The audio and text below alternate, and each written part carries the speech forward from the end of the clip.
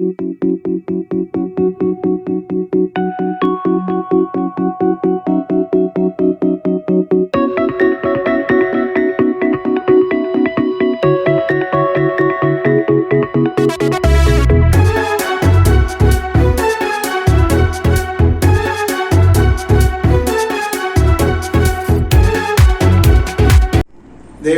நாமம் மையப்படுவதாக. ஆண்டவராகிய இயேசு கிறிஸ்துவின் நாமத்தினாலே உங்கள் யாவருக்கும் என்னுடைய வாழ்த்திலையும் சோத்திரத்தையும் இந்த நல்ல நாளிலே தெரியப்படுத்திக் கொள்வதிலே கர்த்தருக்குள் மகிழ்ச்சி அடைகிறேன். கர்த்தர் நல்லவர். ஆண்டவருடைய கிருபையை நாம் திரும்பி பார்க்க வேண்டியது அவசியமா இருக்குதுங்க. ஏனென்றால் 2026 ஆண்டை தொடங்கினது போலதான் தெரிந்தது. 6 மாதங்களை நிறைவு செய்ய தெய்வம் நமக்கு உதவி செய்தார். அவருடைய கிருபை மேலானது, தேவனுடைய அனுக்கிரகம் மேலானது, அவருடைய பாதுகாப்பு மேலானது.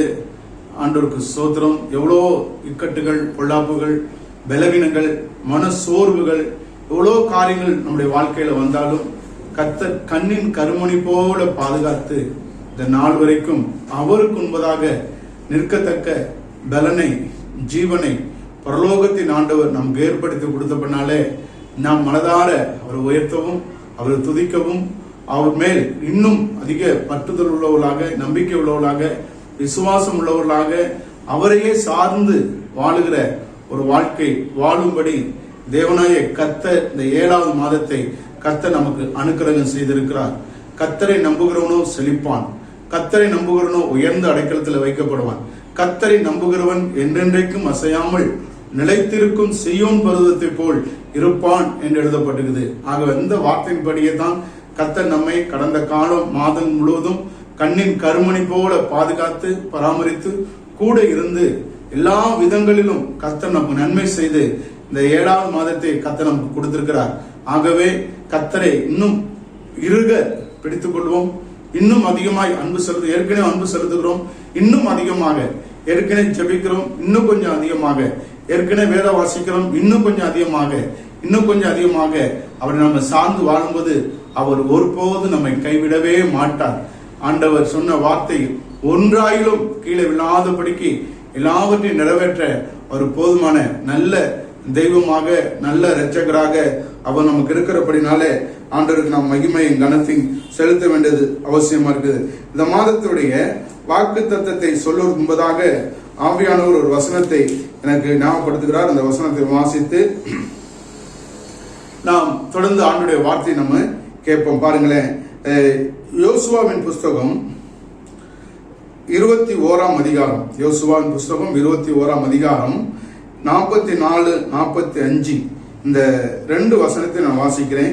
கர்த்தருக்கு ஸ்தோத்திரம். அது 43ல இருந்து வாசித்தா நல்லா இருக்கும். இந்த பிரகாரமாக கர்த்தர் இஸ்ரவேலுக்கு கொடுப்பேன் என்று அவர்களுடைய பிதாக்களுக்கு ஆணையிட்ட தேசமெல்லாம் கொடுத்தார். அவர்கள் அவைகளை சுதந்திரித்துக் கொண்டு அவைகளில் குடியிருந்தார்கள். 44வது வசனம், கர்த்தருடைய பிதாக்களுக்கு ஆணையிட்டபடியெல்லாம் அவர்களை சுற்றிலும் யுத்தம் இல்லாமல் இளைப்பாற பண்ணினார். அவருடைய எல்லா சத்துருக்களிலும் ஒருவரும் அவர்களுக்கு முன்பதாக நிற்கவில்லை.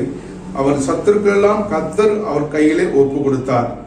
45வது வசனம், கர்த்தர் இஸ்ரவேல் குடும்பத்தாருக்கு சொல்லியிருந்த நல் வார்த்தைகள் எல்லாம் ஒரு வார்த்தையும் தவறி போகவில்லை, எல்லாம் நிறைவேறினது என்று பார்க்கிறோம். இந்த இடத்துல 3 காரியம் நம்ம பார்க்க முடியுங்க. ஒன்று, ஆண்டவருக்கு ஸ்தோத்திரம், பிதாக்களுக்கு சொன்னபடியெல்லாம் கொடுத்தார். 2வது, யுத்தம் இல்லாமல் இளைப்பாற பண்ணினார். 3வது, கர்த்தருக்கு ஸ்தோத்திரம், அந்த கர்த்தர் சொன்னபடி தேசத்தை எல்லாம் சுதந்திரித்துக் கொண்டாங்க. 4வது ஒரு காரியத்தை பார்க்கிறோம். ஆண்டவருக்கு ஸ்தோத்திரம், கர்த்தர் சொல்லி இருந்த இஸ்ரவேல் குடும்பத்தாருக்கு கர்த்தர் சொல்லியிருந்த நல் வார்த்தைகள் எல்லாம் ஒரு வார்த்தையும் தகுபறி போகாமல் எல்லாவற்றையும் நிறைவேறிற்று என்று எழுதப்பட்டிருக்குது. கர்த்தருடைய பிள்ளைகளே, கர்த்தருடைய ஜனமே, இந்த மாதம் நீங்க சுதந்திரிக்கிற மாதம். ஆண்டவருக்கு ஸ்தோத்திரம். இளைப்பாறு மாதம். ஆண்டவர் நாமம் மையப்படுவதாக. உங்கள் சத்துரு உங்களுக்கு நிற்க பலன் இல்லாமல் போகும் மாதம். அதோட எல்லாவற்றுக்கும் மேலாக கர்த்தர் சொன்ன எல்லா நல் வார்த்தைகளையும் நிறைவேறுகிற ஒரு மாதமாக இந்த மாதம் இருக்க நான் உங்களை வாழ்த்துகிறேன், ஆசீர்வதிக்கிறேன். தேவ சமாதானம் உங்களோடு இருந்து உங்களை காக்க கடவது என்று வாழ்த்துகிறேன். கர்த்தர் நல்லவர். ஆண்டவருக்கு ஸ்தோத்திரம். இப்பொழுதும் இந்த மாதத்திற்காக தேவ சமூகத்துல நான் காத்திருந்த போது, நான் தரித்திருந்த போது கர்த்தர் சொன்ன ஒரு வார்த்தை என்னவென்றால், ஜெயமோ கர்த்தரால் வரும். ஒரு ஆமென். ஜெயமோ கர்த்தரால் வரும். நீதிமொழியின் புஸ்தகம் 21ஆம் அதிகாரம் 31வது வசனம். ஜெயமோ கர்த்தரால் வரும். அன்றைக்கு ஸ்தோத்திரம். நான் முழு வசனத்தை வாசிக்கிறேன். குதிரை இத்தனை நாளுக்கு ஆயத்தமாக்கப்படும், ஜெயமோ கர்த்தரால் வரும். கர்த்தருடைய பிள்ளைகளே, கர்த்தருடைய ஜனமே, இந்த இடத்துல ரொம்ப அற்புதமான ஒரு வேத வசனம். அன்றைக்கு ஸ்தோத்திரம். இதை மாத்திரம் உங்களுக்கு சொல்லி என் வார்த்தை நான் முடித்துக் கொள்கிறேன். முதல்ல வாசிக்கிறோம், குதிரை இத்தனை நாளுக்கு ஆயத்தமாக்கப்படும்.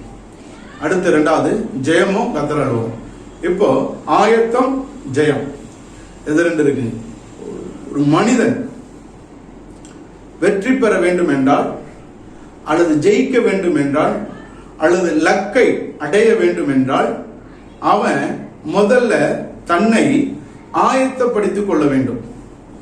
தான் எல்லா விதத்திலும் சரீரத்திலே ஆயத்தம் உள்ளவனா இருக்கணும், சரீர பலம் உள்ளவனா இருக்கணும், திடகாத்திரமா இருக்கணும். அது ஒரு ஆயத்தம். ரெண்டாவது, நம்ம போகிற வேலை, அது நம்ம செய்யற வேலை, அதுல நம்ம சைடு என்ன செய்ய வேண்டுமோ அதையெல்லாம் 100% பூர்த்தியாக செய்திருக்க வேண்டும். அன்றைக்கு ஸ்தோத்திரம். மூன்றாவது, அந்த இடத்துல பிளேஸ், அந்த இடத்துல இருக்கிற அந்த நம்ம எதெல்லாம் நம்முடைய மைண்ட்ல இருக்குதோ அதை செய்வதற்கு வேண்டிய உபகரணங்கள், பொருட்கள், டூல்ஸ் எல்லாமே அந்த இடத்துல நம்ம ஆயத்தப்படுத்த வேண்டியது அவசியமா இருக்குதுங்க. இதை நம்ம செஞ்சிட்டோம்னா 100% ஜெயம் கர்த்தரால் வரும் என்று வேதம் சொல்லுகிறது. கர்த்தருடைய பிள்ளைகளே, கர்த்தருடைய ஜனமே, வேதத்துல ஜெயத்தை குறித்து அநேக காரியங்கள் சொல்லப்பட்டிருக்குது. அன்றைக்கு ஸ்தோத்திரம். நான் நட்டேன், அப்பொழுது நீர் பாய்ச்சினார், தேவனோ விளைய செய்தார் என்று சொல்லப்படுது. அது மாத்திரமல்ல, நடுகிறவன் ஒன்றுமில்லை, நீர் பாய்ச்சிக்கிறவன் ஒன்றுமில்லை, விளைய செய்கிற தேவனாலே எல்லாம் ஆகும் என்று எழுதப்படுகிறது. இப்ப தேவன் தான் எல்லாவற்றையும் செய்கிறவர், எல்லாவற்றையும் நடப்பிக்கிறவர், எல்லாவற்றையும் உருவாக்கக்கூடியவர் அவர் தாங்க. ஆனா நம்ம என்ன செய்யணும்? நடணும், நீர் பாய்ச்சணும். ஆண்டவருக்கு ஸ்தோத்திரம். தேவநாமம் மையப்படுவதை இதை நம்ம செஞ்சோம்னா கர்த்தர் நேர்த்தியாய் கர்த்தர் காரியங்களை வாய்க்க பண்ண. நான் முன்னாடி உங்களுக்கு ஒரு வேத பகுதியை காட்டினேன். அன்று அவங்களுக்கு பிதாக்களுக்கு சொன்னபடி கர்த்தர் அவங்களுக்கு தேசத்தை சுதந்திரமா கொடுத்தார், ஒரு காரியம். இரண்டாவது, இளைப்பாற பண்ணினார். மூன்றாவது, சத்துருக்கள் உண்பதாக நிற்கவில்லை. நாலாவது, இஸ்ரவேல் குடும்பத்திற்கு சொன்ன நல் வார்த்தையெல்லாம் நிறைவேற்றினார் என்று பார்த்தோம்.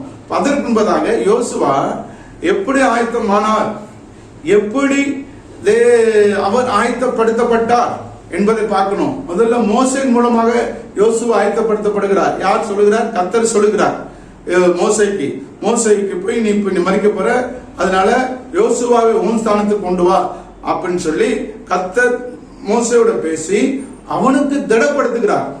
அன்றைக்கு ஸ்தோத்திரம். அவனை திடப்படுத்துகிறார், தைரியமாயிரு என்று சொல்லுகிறார். அதற்கு சில யோசுவாவின் புஸ்தகம் 1ஆம் அதிகாரத்தில் சில நிபந்தனைகளாம் கர்த்தர் கொடுக்கிறார். இந்த நியாயப்பிரமாண புஸ்தகம் உன் வாயை விட்டு பிரியாது இருப்பதாக, இரவும் பகலும் தியானித்துக் கொண்டிருப்பாயாக என்று சொல்லி பல நிபந்தனைகளை கொடுக்கிறார். அது ஒரு ஆயத்தம். அது யோசுவாவே முன் நிற்பதற்கு, யோசுவாவே இஸ்ரவேல் புத்திரருக்கு கானான் தேசத்தை, பாலும் தேன் ஓடுகிற தேசத்தை கொடுப்பதற்காக ஒரு மனிதனை கர்த்தர் ஆயத்தப்படுத்துகிறார். அன்றைக்கு ஸ்தோத்திரம். அவனை ஆயத்தப்படுத்தி அவனை கடந்து போக பண்ணுகிறார். கடந்து போகும்போது இணுக்கங்களை இப்படி போகணும், அப்படி பதிக்கணும் அப்படின்னா சொல்லி கர்த்தர் யோசுவாவுல நேர்த்தியான காரியங்களை யோசுவாவுக்கு கர்த்தர் சொல்லி கொடுக்கிறார். அன்று ஆயப்பட்டணத்துக்கு போகும்போது, அன்றைக்கு ஸ்தோத்திரம், எரிகோ கோட்டைக்கு போகும்போது இதெல்லாம் கர்த்தர் சொல்லி கொடுக்குற. இதெல்லாம் ஆயத்தம். எரிகோ கோட்டை பிடிக்கும் போது, முதல்ல யோர்தானை கடக்கும் போது என்ன சொல்றாருன்னா, ஆசாரிகள் முதல்ல திரும்பி கால் வைக்கட்டும் அப்படின்னு சொல்லும் போது யோர்தான் குவியலாக குவிந்தது என்று எழுதப்பட்டிருக்குது. இப்படி ஆயப்பட்டணம், எரிகோ கோட்டை, இதெல்லாம் கர்த்தருக்கு ஸ்தோத்திரம். தேவ நாம மகிமைக்கு எதுவாக கர்த்தர் சொன்ன ஆயத்தத்தின் பிரகாரம், கர்த்தர் சொன்ன பிரகாரம் அவங்க போயிட்டு அவர்களை மேற்கொண்டார்கள். அது போலவே கர்த்தருடைய பிள்ளைகளே, நாம் நம்முடைய கடமைகளை செய்யணும். நம்முடைய கடமை என்ன? ஆண்டவருக்கு ஸ்தோத்திரம். ஆயத்தம் நம்முடையது, பொறுப்பு நம்முடையது, கட்டுப்பாடு நம்முடையது, ஜெபம் நம்முடையது, வாக்குத்தத்தத்தையும் பெறணும் நம்முடையது, ஆவிக்குரிய போராட்டம் நடத்த வேண்டும், இதெல்லாம் நம்முடையதுங்க. இதை நம்ம செஞ்சோம்னா கர்த்தர் ஜெயத்தை தருகிறவராக இருக்கிறார். ஆகவே இந்த வருஷத்தை 7 மாதத்துல வந்துட்டோம். ஆகவே பொறுப்பை உணர்ந்து கொள்ளுங்க. கர்த்தருடைய ஊழியக்காரர்கள் இருந்தா நீங்க பொறுப்பை உணரணும். நம்ம எதற்காக அழைக்கப்பட்டோம், எந்த நிலையில் இருக்கிறோம் என்பதை உணரணும். ஆண்டவருக்கு ஸ்தோத்திரம். கட்டுப்பாடு, இஷ்டமான வாழ்க்கை, இஷ்டமாய் சுத்தி கொண்டிருப்பது, அதெல்லாம் ஒரு கண்ட்ரோலுக்கு வர வேண்டுங்க. ஜெபம் அதிகமாக தேவை. ஜெபம் அதிகமா, முன்னாடி ஜெபம் பண்ணிட்டேன் அதனால பலன் கொடுப்பாரு இல்லை. இப்போ இந்த மாதத்துல அதிகமாக ஜெபிக்க ஆரம்பிங்க. அதோடு இல்லாம ஆவிக்குரிய போராட்டம் பண்ணுங்க. ஆவிக்குரிய காரியங்களை அறிந்து விழிப்பா இருந்து என்ன செய்யுங்க, போராடி ஜெபம் பண்ணுங்க. கர்த்தர் உங்க வாழ்க்கையில பெரிய காரியங்களை, ஜெயத்தை பரலோகத்தின் ஆண்டவர் உங்களுக்கு தரப்போறார். எவைகள் இந்த ஜெயம் தருவார்? உங்கள் தொழிலில் ஜெயத்தை தருவார். நீங்க செய்கிற கையின் பிரயாசத்துல ஜெயம் தருவார். உங்க படிப்புல ஜெயம் தருவார். மேற்படிப்புல ஜெயம் தருவார்.